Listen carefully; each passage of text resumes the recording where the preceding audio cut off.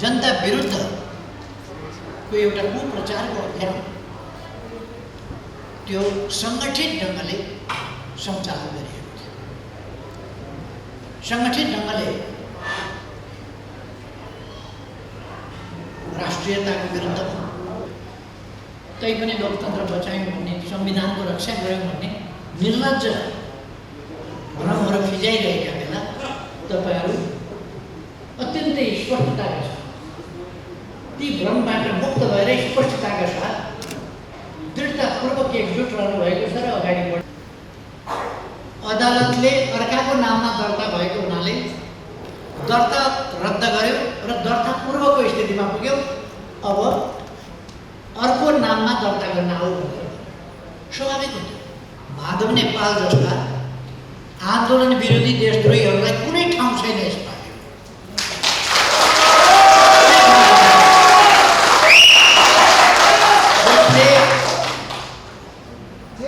वामपन्थी सरकार ढाल्ने, दक्षिणपन्थी सरकार बनाउने,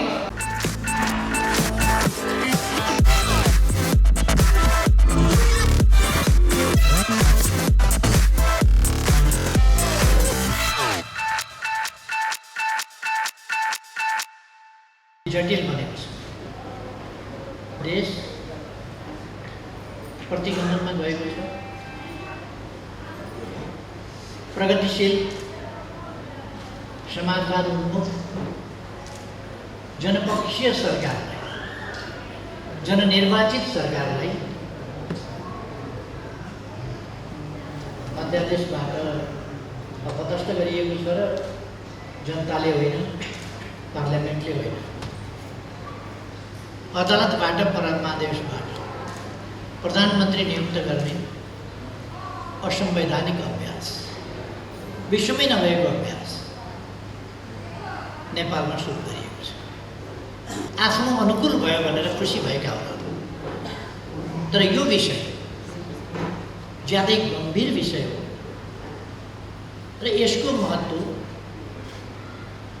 ज्यादै ठुलो र दूरगामी छ।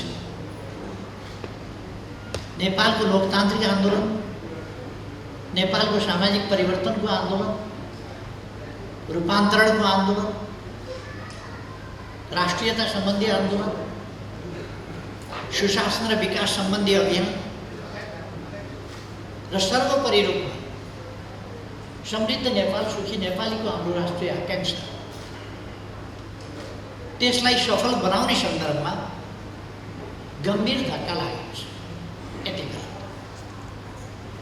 अर्थात् संक्षिप्तमा भन्दा देश तीव्र गतिले अगाडि बढिरहेको थियो। त्यसमा व्यवधानहरू गम्भीर रूपमा प्रकट हुँदै आएका थिए र पहिले प्रतिगमनमा गएको छ, राजनीतिक रूपमा प्रतिगमनमा गएको छ, असंवैधानिक बाटोमा गएको छ, शक्ति सन्तुलन र नियन्त्रणको स्थिति गम्भीर रूपमा खलबलिएको छ र लोकतान्त्रिक प्रणाली, बहुदलीय प्रणाली, व्यवस्था, यी सबै कुरालाई गम्भीर चुनौतीको स्थितिमा पुर्याएको छ। प्यारको सिलसिला जनता विरुद्धको एउटा कुप्रचारको अभियान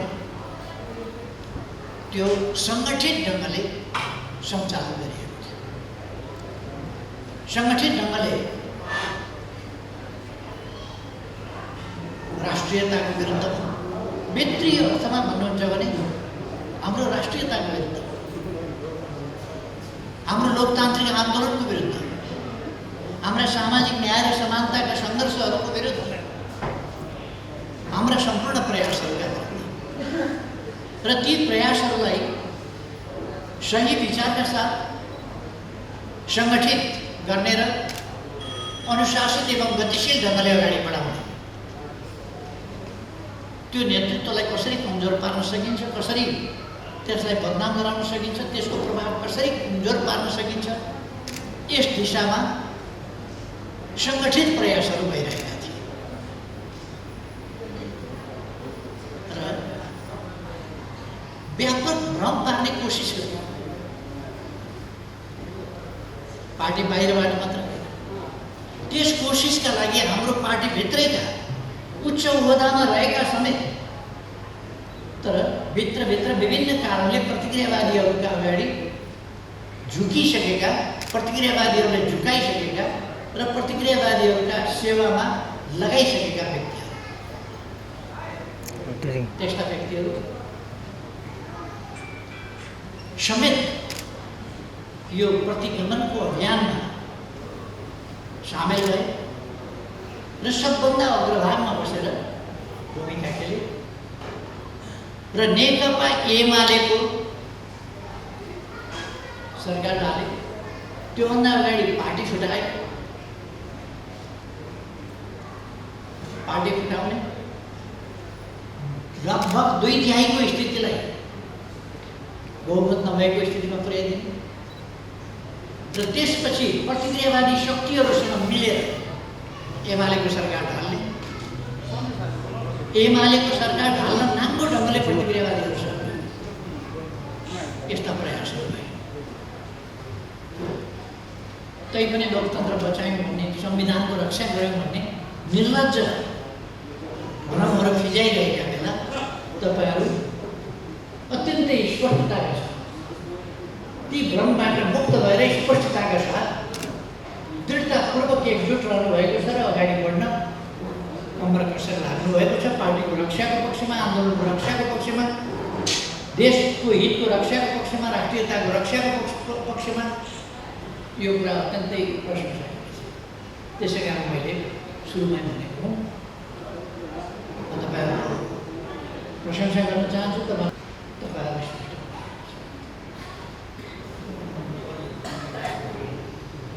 हामीले एकीकरण गऱ्यौँ। एउटा अहिलेको स्थिति के हो पार्टीको र हाम्रो आन्दोलनको स्थिति के हो भन्ने कुरा ईश्वर कमलले अलिकति स्पष्ट पारिसक्नुभयो होला भन्ने लाग्छ। हामीले पार्टीलाई एकीकरण गऱ्यौँ। अन्तिममा नेकपा एमाले र माओवादी केन्द्र मिलायो। एकीकरण भयो, एकीकरण गरियो, तर केही मान्छे पूर्व माओवादी केन्द्रका अदालतले पार्टी फुटायो भन्ने कुरा साँचो होइन। अदालतले अर्काको नाममा दर्ता भएको हुनाले दर्ता रद्द गर्यो र दर्ता पूर्वको स्थितिमा पुग्यो। अब अर्को नाममा दर्ता गर्न आऊ भनेर स्वाभाविक हो। फुटाएको छैन, अर्को नाममा दर्ता गरेर मैले प्रचण्डलाई फोन गरेँ, सोधेँ, अनेक पटक सोधेँ, तर प्रचण्डले त्यसलाई मजाकको विषय बनाएर उठाए, तयार भयो। र पूर्व एमालेका माधव नेपाल लगायतका केही मान्छेहरूले पार्टी छोडे। प्रचण्ड लगायतका पूर्व माओवादी केन्द्रका केही मान्छेहरूले पार्टी छोडे। यो पार्टी छोडेको हो उनीहरूले, तर दर्ता पूर्वकै स्थितिमा भएको हुनाले प्रचण्डले माओवादी केन्द्र भनेर उनले लिन पाए। एउटा संयोग उनले त्यो पार्टीको नाम राख्न पाए, लिन पाए, दर्ता पूर्वको स्थितिमा भएको। तर हामी के स्पष्ट हुनुपर्छ भने यो एकीकरण गलत पनि थिएन, एकीकरण अनुचित होइन, एकीकरण असफल पनि भयो हो। केही मान्छेहरूले पार्टी छोड्यो, प्रचण्ड एन्ड कम्पनीले पार्टी छोड्यो। मैले अघि नै भने एउटा संयोग दर्ता पूर्वको स्थितिमा भएको हुनाले उनले आफ्नो पार्टी लिएर जान पाए। हामी एकीकृत पार्टी पूर्व नाममै फर्क्यौँ, पूर्व नाममा फर्क्यौँ र यो पूर्व नाममा थुप्रै साथीहरू पार्टीका साथीहरू पूर्व एमाले पनि यसमा हुनुहुन्छ, पूर्व माओवादी पनि यसमा हुनुहुन्छ। एकीकृत भावनाका साथ साथीहरू अगाडि बढिनुहुन्छ, एकीकृत भावना छ। यसमा अलमल हुनुपर्ने कुरा केही पनि छैन। अहिले कतिपयले एकताको कुरो भनिरहेका छन्। बाटो बिराएका असल मान्छेहरू, बाटो बिराएका, भ्रममा परेका, गलत सङ्गतले गर्दा, गल्ती त सानोतिनो होइन, पार्टीको सरकार ढल्यो, पार्टी विभाजन भयो, पार्टीको सरकार ढल्यो, जनताको सरकार ढल्यो, दक्षिणपन्थी सरकार बन्यो। अब अग्रगमनका सपनाहरू, सामाजिक न्याय र समानताका सपनाहरू, सुशासन र विकासका सपनाहरू यिनीहरूमा कुठा लाग्यो, यिनीहरूमा गम्भीर रूपमा धक्का लाग्यो, ब्रेक लाग्यो। यी सबै कुराका बावजुद बाटो बिराएका साथीहरू मुख्य अपराधी भए।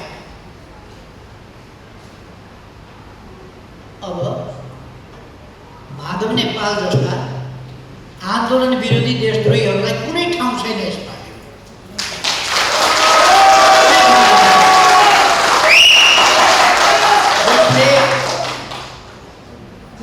वामपन्थी सरकार ढाल्ने, दक्षिणपन्थी सरकार बनाउने, दक्षिणपन्थीको समर्थनमा फ्लोर क्रस गरेर भोट हाल्ने, विश्वासको मत आफ्नो पार्टीको अध्यक्षले, आफ्नो पार्टीको प्रधानमन्त्रीले विश्वासको मत माग्दा 27 जना बाहिर लिएर गए त्यो सरकार ढाल्ने, अनि एउटा दक्षिणपन्थी सरकार गठन गरेर त्यो सरकारलाई समर्थन दिन फ्लोर क्रस गरेर इज्जत छोडेर पछाडिको बेन्चमा बसेर पछाडिको ढोकाबाट मुसुक्क छिरेर बेइमानीपूर्ण ढङ्गले समर्थन दिने, आफ्नो पार्टीको सरकार ढाल्न बाहिर जाने 27 जना, अर्काको पार्टीलाई समर्थन दिन, अर्काको सरकारलाई समर्थन दिन, दक्षिणपन्थी सरकारलाई मेरो विश्वास छ भनेर विश्वास जाहेर गर्न, व्हिप उल्लङ्घन गरेर फ्लोर क्रस गरेर फेरि भोट दिन चाहे।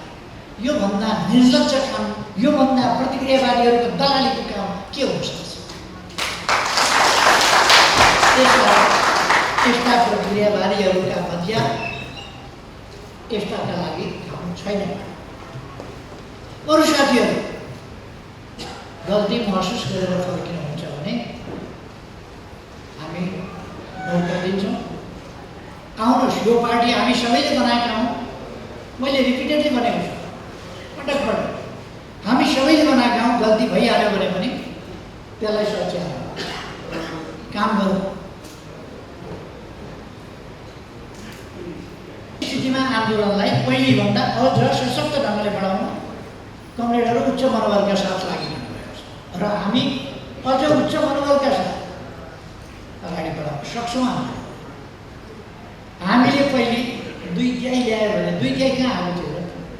138 चाहिन्थ्यो बहुमत ल्याउन, हामीले 121 ल्याएको होइन। 80 प्रत्यक्षमा 80 सिट, 165मा 80 सिट र 110मा 41 सिट समानुपातिक गरेर 121 सिट हामीले ल्याएका थियौँ। बहुमतका लागि 138 चाहिन्छ। हामीसँग बहुमत आएको थिएन। अबको निर्वाचनमा हामी बहुमत ल्याएर देखाउँछौँ। बहुमत ल्याएर किन देखाउँछौँ भने अब पार्टीमा खुट्टा तान्ने तत्त्वहरू छैन। अगाडि बढ्न खोज्यो खुट्टा तान्ने, अगाडि बढ्न खोज्यो खुट्टा तान्ने, उम्मेदवार उठाउन खोज्यो जुन चाहिँ नजित्ने खालको छ त्यसैले अगाडि सार्नुपर्छ। जो पार्टीप्रति निष्ठावान छैन उसैले अगाडि सार्नुपर्छ। यो अहिले चाहिँ फ्लोर क्रस गरेर शेरबहादुर देउवाका पछि पछि कुदेका र भोट हाल्न शेरबहादुरमाथि विश्वास छ भनेर कुदेकाहरू छन्। त्यस्तै छ, त्यस्तै छ। त्यस्तै सिफारिसबाट हामीले बाध्य गरेर उम्मेदवारी दिनु परेको, पार्टी लागेर जिताउनु परेको, उम्मेदवारी दिएपछि जिताउनु पऱ्यो। त्यस्तै त म खुसी व्यक्त गर्न चाहन्छु। यत्रो दुनियाँ, देश दुनियाँ लाग्दाखेरि पनि हाम्रो संसदीय दल फेरि पनि महत्त्वपूर्ण छ। हामी देशको अहिले पनि सबभन्दा ठुलो पार्टी, संसदमा सबभन्दा ठुलो पार्टीमा, मतको हिसाबले सबभन्दा ठुलो पार्टीमा, भोटको सिटको हिसाबले सबभन्दा ठुलो पार्टीमा, प्रदेशमा सबभन्दा ठुलो पार्टीमा, स्थानीय तहहरूमा सबभन्दा ठुलो पार्टीमा, हरेक हिसाबले सबभन्दा ठुलो पार्टीमा। अब यस पार्टीले आगामी निर्वाचनमा आफ्नो सशक्त हैसियत विजयका साथ देखाउनु पर्नेछ। म कमरेडहरूलाई अनुशासित ढङ्गले पार्टी अगाडि बढ्न हामी सबैको योगदान चाहिन्छ। म कमरेडहरूलाई त्यही आग्रह गर्न चाहन्छु। म कहाँ परेँ भन्ने कुरा एकछिन छोडेँ। हामी अहिले एउटा अत्यन्तै चुनौतीपूर्ण इतिहासमा यति ठुलो चुनौती हामीले भोग्नु ल्याउनु पर्नेछ। त्यस्तो बेलामा हामीले सबभन्दा धेरै फल्नु पर्नेछ। त्यति बेला हामीलाई जरा काटिरहेको छ। जति बेला हामीले सबभन्दा बढी फल्नु पर्नेछ लक्ष्यमै हो त्यति बेला हाम्रो आँगा काटिरहेको छ। यस्तो बेलामा कहाँ विकास भयो भनेर कसैले सोध्यो भने त्यहीबाट यता हेर्नुहोस् त्यहीँको विकास देखाइदिनुहोस्, यता हेर्नुहोस् त्यहीँको विकास देखाउनुहोस्, यता हेर्नुहोस् त्यहीँको विकास देखाउनुहोस्। त्यसरी विकास देखाउन सकिने गरी हामीले विकास गरेका छौँ। जतासुकै हेरे पनि विकास देखाउन सक्ने गरी देशभरि बाटा घाटा पुल नदी नियन्त्रण अथवा आइटीको सेक्टर हामी भन्न सक्छौँ। तपाईँको मोबाइल निकालेर हेर्नुहोस्, त्यहाँ तपाईँले डिजिटल नेपालको रूपरेखा त्यहाँ देख्न सक्नुहुन्छ। तपाईँको जमिनको किताब तपाईँको मोबाइलमा हेर्नुहोस्। तपाईँको जमिनको माटोको गुणस्तर कस्तो छ त्यो तपाईँको मोबाइलमा हेर्नुहोस्। अरू तपाईँले के तिर्नुपर्छ, कहाँ कहाँ के बुझाउनुपर्छ, के नवीकरण गर्नुपर्छ तपाईँको मोबाइलबाट गर्नुहोस्। त्यो आधुनिक जमानामा हामीले डिजिटल नेपाललाई उठाउँदै लागेका छौँ। यस्ता थुप्रै कुरा आलोचना के भनेर केपी ओलीले बोल्न जान्दैन, उखान टुक्का हाल्छ भन्ने। उखान टुक्का साहित्य बुझ्दैनन्, बिम्ब बुझ्दैनन्, उपमा बुझ्दैनन्, दृष्टान्त बुझ्दैनन्, उखान टुक्का हाल्छ। आलोचना गर्ने कुनै ठाउँ नभएपछि यस्तै कुराहरूका बारेमा उनीहरूसँग कुनै वस्तुगत आलोचना हामीलाई गर्ने ठाउँ छैन। तर पनि जसो तसो आलोचना गर्नु परेको छ। म यो गर्छु, हामी यसो गर्छौँ भन्ने उनीहरूसँग कुनै ठाउँ छैन, कुनै भिजन छैन। के गर्छन् रेल भने मैले मजाकमा उडाएर, तर अहिले त रेल त किनेर ल्याइएको छ। 2टा रेलहरू चल्दैछ त। अहिले कोभिड भएको हुनाले नचलाएको मात्रै हो, रेल त चल्दैछ त। लिकहरू बन्दैछ त। पूर्व पश्चिम रेलवेको कोही जग्गा अधिग्रहण हुँदैछ, कहीँ लिक बन्दैछ, कहीँ पुलहरू बन्दैछन्। पूर्व पश्चिम रेल तयार हुँदैछ त। केही वर्षभित्र पूर्व पश्चिम रेल चल्छ। अन्तर्राष्ट्रिय विमानस्थल विकासका कुराहरू थिए। अनि भैरवा हामीले विकास गऱ्यौँ त। अब त सोझै अन्तर्राष्ट्रिय विमानहरू आएर भैरवा विमानस्थलमा बस्ने र उड्ने गर्छन्। पर्यटनको विकासका गफ गर्नु एउटा कुरा हो, तर व्यवहारमा के भयो हामीले त्यसलाई वास्तविक रूपमा विश्वभरिका हिन्दूहरू अर्को वर्षबाट राम जन्मभूमिमा लाइन लागेर आउनेछन्। त्यहाँ 10औं लाखको मेला लाग्छ। हामीले 100 बिघा अहिले 100 बिघा जमिन छुट्याएका छौँ। 100 बिघा जमिन भनेको 1300 रोपनी। त्यतिमा चाहिँ मान्छे आट्लान् कि भन्ने एउटा मोटामोटी अनुमान होइन भने छेउमा जङ्गल छ। त्यतिपट्टि जङ्गलसँग आसपासमा हुने एउटा ऐतिहासिक तथ्य हामीले त्रेता युगका राम कहाँ जन्मिएका थिए भन्ने कुरा मान्छे अल्मलिएका थिए, बिर्सेका थिए। हामीले कहाँ जन्मिएका थियौँ भनेर त्यहाँ किलो ठोक्दिनु होइन, यहाँ जन्मिएका थिए। अलिक समय नबुझ्नेहरूले चलाए, तर अलिक समयपछि यो त स्थापित भइसक्यो। राम नेपालमा जन्मिएका थिए। इतिहासले कसैले कुनै तथ्यले काटोस्, शास्त्रले काटोस् त यो तथ्यलाई, त्यो सक्छ। एकजना नेताले त तुरुन्त माफी माग्नुपर्छ भनेर स्ट्याटस लेखेको छैन। तुरुन्त माफी माग्नुपर्छ, डर लाग्यो उनलाई। राम नेपालमा जन्मियो भने अब के हुने हो भनेर। अनि साँचो कुरा बोल्दा डराउने हो र? साँचो कुरा बोल्दा डराउने होइन। अध्ययन गरेर तथ्य प्रमाण लिएर बोल्नुपर्छ, बोलेर त्यसलाई साबित। अहिले अयोध्यापुरीमा राम लक्ष्मण सीता हनुमानको मूर्तिहरू स्थापना भइसकेको छ। अब भव्य मन्दिर त्यहाँ निर्माण हुँदैछ। यो इतिहासको कुरा हो कि अहिले कम्युनिस्ट भएर धर्मका पछि कुद्यो भने हामी इतिहास, हाम्रो संस्कृति, हाम्रो संस्कार, हाम्रो सनातन, हाम्रा संस्कृतिहरू, विभिन्न प्रकारका संस्कृतिहरू छन्, तिनको संरक्षण गर्दैनौँ। हाम्रो इतिहासमा हामी संरक्षण गर्दैनौँ। हाम्रा तथ्यहरू हामी अगाडि सार्दैनौँ।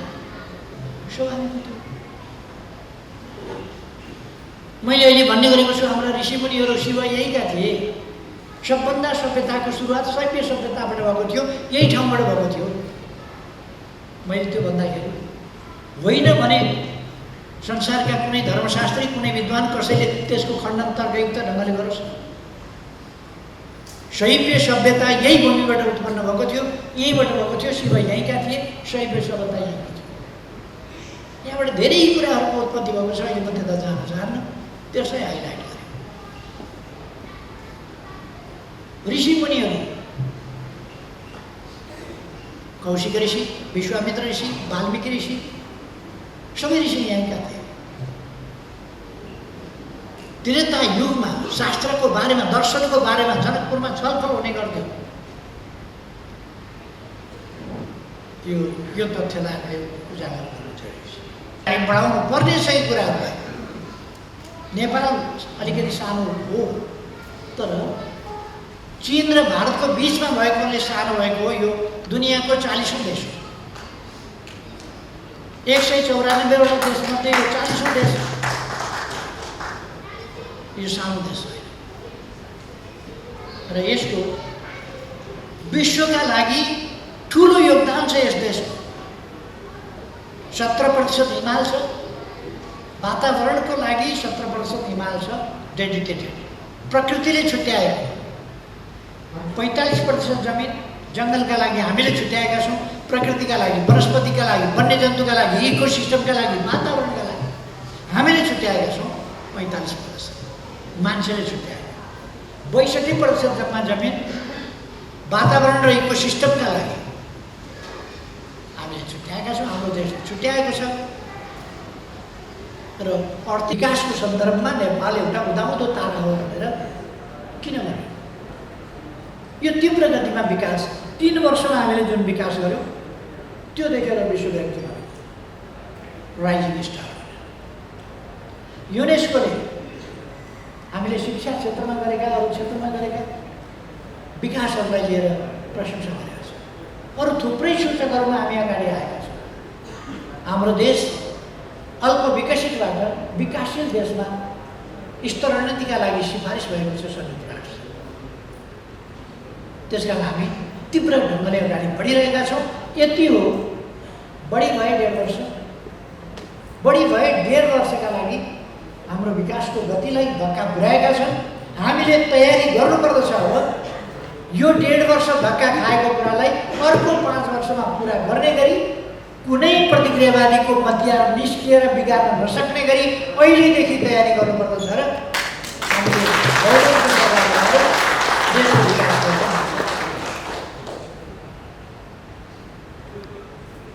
त्यसका निम्ति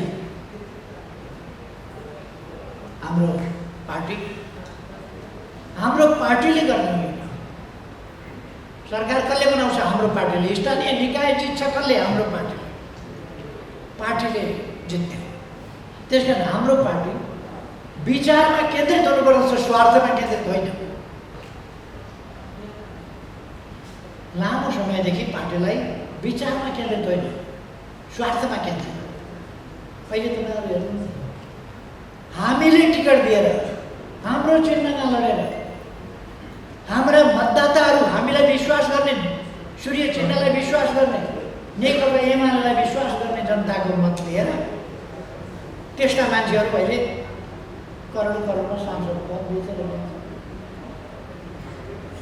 यस बिचमा विचारको राजनीति होइन, स्वार्थको राजनीति, किनबेचको राजनीति अहिले देख्नु भएन।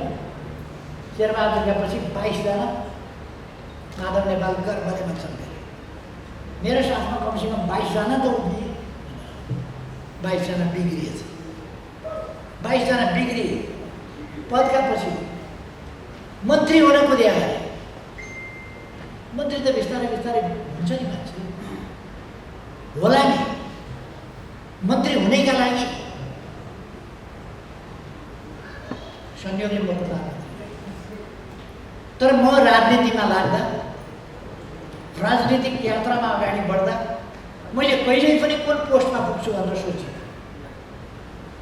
सोचेको भए पुग्ने पनि थिएन। यदि म धेरै बुद्धिमान मान्छे भए जेल बस्न डराउँथेँ, यो जेल बस्दा बस्दै मरियो भने के गर्ने, योभन्दा राम्रो त कागज साफ गरेर बाहिर जानु ठिक छ भनेपछि म ती सडकतिर सडेर खाइसकेँ। तर म धेरै बुद्धिमान नभएको र निष्ठावान भएको, म निष्ठामा अडिएर अगाडि बढ्दा जेलमा म झुक्किनँ, दृढताका साथ अगाडि बढेँ।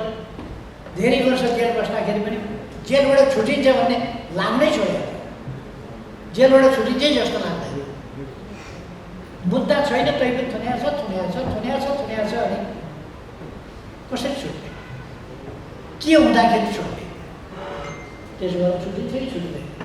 छुट्ने सम्भावना कम छ, स्वास्थ्य कमजोर, मर्ने सम्भावना बढी छ, तर झुकिए।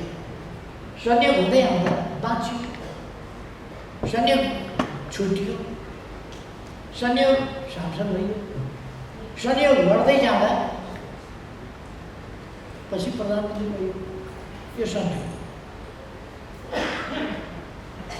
यसकै लागि मरिमेटेको भए, यसकै लागि कोसिस गरेको भए म प्रधानमन्त्री हुँदा पनि एउटा असफल प्रधानमन्त्री, म 2 पल्ट प्रधानमन्त्री भएँ, असफल प्रधानमन्त्री भएँ, ऐतिहासिक कामहरू गर्ने प्रधानमन्त्री भएँ।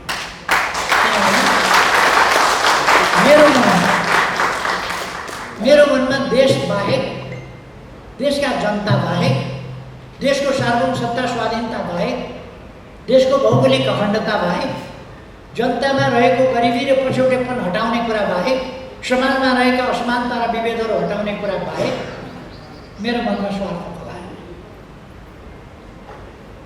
मेरो मनमा स्वार्थ पलाएन। त्यसै कारण स्वार्थ नपलाएपछि मैले बेठी गरेर पनि परेन। मैले देशका प्रति इमान्दार भएर सोच्ने र काम गर्ने, त्यो गरेपछि मसँग विकास कसरी हुन्छ भन्ने सोच पनि आउने भयो, आइडिया पनि आउने भयो। त्यसर्थ म कमरेडहरूलाई के भन्न चाहन्छु भने हामीले मलाई के हुन्छ, म के पाउँछु, म कहाँनिर छु, त्यो कुराभन्दा देशका समस्या समाधान गर्न पार्टीलाई हामी विजयी कसरी बनाउने अहिले हाम्रो मुख्य त्यो हुन्छ। कारवाही गर्न पाइँदैन, भुइँ पिलाउन पाइँदैन, फ्लोर क्रस गर्न मजाले पाइन्छ। कस्तो दलीय योजना, दलबाट चुनाव लडेर आउने अनि बिक्री भएर अर्कातिर जाने, यस्तो पनि व्याख्या हुन्छ त भयो। यही व्याख्या सधैँ चल्छ त। अब हामीलाई प्रत्यक्षमा कमसेकम हामीलाई 50 सिटभन्दा माथि चाहियो। हामीले आगामी निर्वाचनमा समानुपातिकतर्फ 50 लाखभन्दा बढी भोट ल्याउनुपर्छ, 50 लाखभन्दा बढी। थुप्रै साथीहरूलाई अचम्म लाग्ला, अचम्म मान्नुपर्ने कुरा छैन। जनता हाम्रो साथमा छ, हामीले काम गरेका छौँ, हामीले इमान्दारिताका साथ काम गरेका छौँ अनि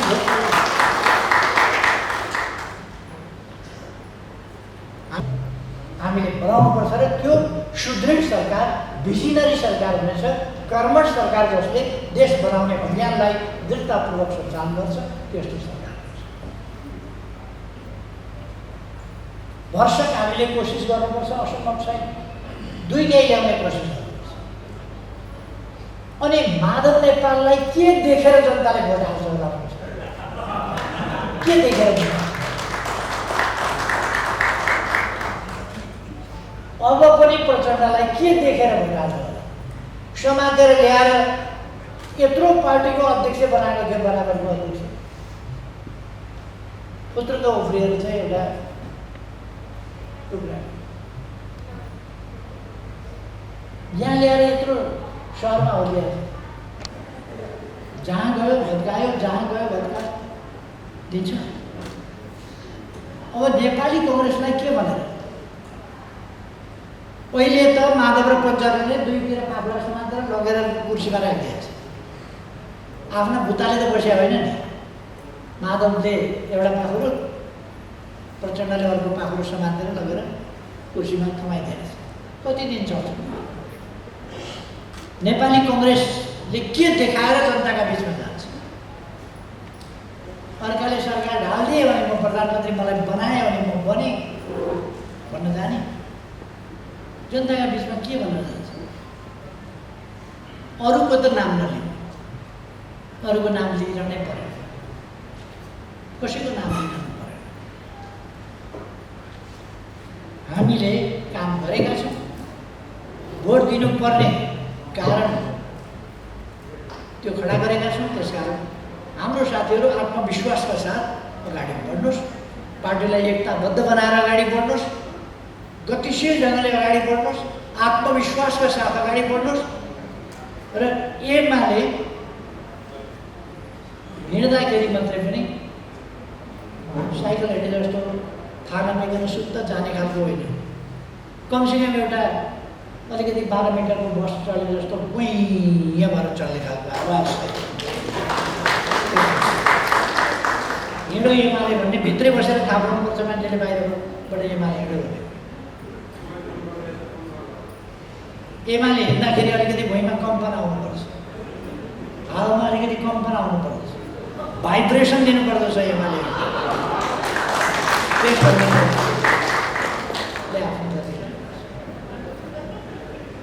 अरूले जत्रा जुलुस निकालुन्, त्यो जुलुसलाई एमाले टुक्रै जुलुस बनाइदिनुपर्छ, किनभने त्योभन्दा एमालेको 10 गुणा ठुलो जुलुस हुन्छ। साथीहरू मैदानमा हामी मैदानमा जान्छौँ। चुनाव सार्न सक्छन् हाम्रा दलले, कहाँसम्म सार्ने?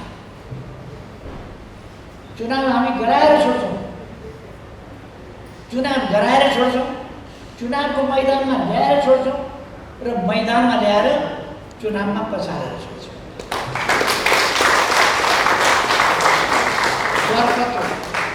कति डराएका हो?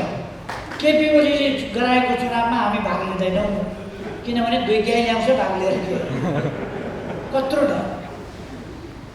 त्यसै कारण केपी ओलीलाई प्रधानमन्त्रीबाट हटाउनु पर्यो, एमालेको सरकार ढाल्नु पर्यो, किनभने त्यसको नेतृत्वमा उनीहरू झल्झली सङ्घिया छन् नि। काङ्ग्रेस र माओवादीको संयुक्त सरकार थियो, हामीले चुनाव तालमेल नै थियो। स्थानीय तहको निर्वाचन गर्दा तालमेलै भएका ठाउँमा हामीले सर्वाधिक भोट ल्याएको होइन, मत ल्याएको होइन, सिट ल्याएको होइन। अनि उहाँहरूकै नेतृत्वमा थियो त। पहिलो चरणको हुँदा प्रचण्ड प्रधानमन्त्री, दोस्रो तेस्रो चरणको हुँदा र संसदीय र प्रदेशको निर्वाचन हुँदा शेरबहादुर प्रधानमन्त्री। शेरबहादुर प्रधानमन्त्री भएका ठाउँमा हामीले 23 सिटमा सीमित गरिदिएको होइन काङ्ग्रेसलाई। 23 सिटमा 165 मध्ये 23 सिटमा सीमित गरिदिएको। अब अहिले धेरै नभन्दा फेरि तर्सिन्छ। नेपाली कांग्रेसकै नेतृत्वमा चुनाव होस्, केही छैन। उनीहरू जस्तो डराएर हामी चुनावमा भाग लिँदैनौँ भन्ने होइन। चुनावमा भाग लिन्छौँ, चुनावमा भाग लिन्छौँ र जित्छौँ। हाम्रो रणनीति त्यो हो। साथीहरू त्यस हिसाबले चाहिँ दृढतापूर्वक लाग्नु होला। माथि ठिक ढङ्गले सम्हालिहाल्छौँ। माथि सवाल हामीले केही नभएको ठाउँबाट पार्टी बनाउँदै बनाउँदै बनाउँदै यहाँसम्म ल्याइपुर्याएका। आज नेपाल व्यापी मात्रै होइन हाम्रो पार्टी, मैले भन्ने गरेको छु, नेपाली व्यापी यो पार्टी छ। जहाँ नेपाली पुगेको छ त्यहाँ एमाले पुगेको छ। एउटा नेपाली कुनै संसारको कुनै कुनामा पुगेको छ भने त्यहाँ एमाले छ। एउटा नेपाली कुनै कुनामा पुगेको छ भने संसारका कुनै पनि देशमा जानुहोस्, एमाले बुझ्नुहोस्। आज देशभित्र कुनै गाउँमा होइन, टोलमा जानुहोस्, ओडामा होइन, टोलमा जानुहोस्, मेरो मान्छेले के पायो, मैले के पाएँ। मैले तपाईँहरू सुनिरहनु भएको छ। 15 वर्ष पार्टी प्रमुख भएर चलाएका माधव नेपाल प्रमुख नभएदेखि उनले समस्या खडा गरेका रहेछ। प्रमुख भएका बेला पनि गुटबन्दी गरेर विपक्षीलाई दमन गरे गर्थे र विपक्षी बनाउँथे, बलजफ्ती विपक्षी बनाउने अनि दमन गर्ने। महाधिवेशनमा हारे, अस्ति प्रचण्डसँग मिलेर मलाई थाहा नदिइकन अध्यक्षलाई हटायौँ भनेर आफू अध्यक्ष भएछ। थाहै छैन अध्यक्ष भएँ भनेर पकडी सकडी लगाएर ठुलो पकडी लगाएर बसिरहेको अध्यक्ष। अहिले अप्ठ्यारै नमानिकन मसँग अध्यक्ष मलाई दिने हो त मसँगै नै अध्यक्ष हारेको मान्छे अध्यक्ष नभई भएन। अहिले गयो यस्ता मान्छेहरू जो पदका लागि परिमेट्छन्, पद बाहेक केही बुझ्दैन, यस्ता मान्छेहरूबाट पार्टीले उन्मुक्ति पाउनु जरुरी थियो। त्यसमा हरेस काम पर्ने केही छैन, हामी हताश हुनुपर्ने केही छैन। साथीहरू अगाडि बढौँ। गाउँथे हामी जित्नेछौँ, हृदयदेखि विश्वास गर्छौँ हामी जित्नेछौँ। आज हामी त्यो भन्दैनौँ, हामीले हिजो पनि जितेका हौँ, हामी जित्नेछौँ। अब हृदयदेखि विश्वास गर्छौँ हामी जित्नेछौँ। अब जित्दै जानेछौँ।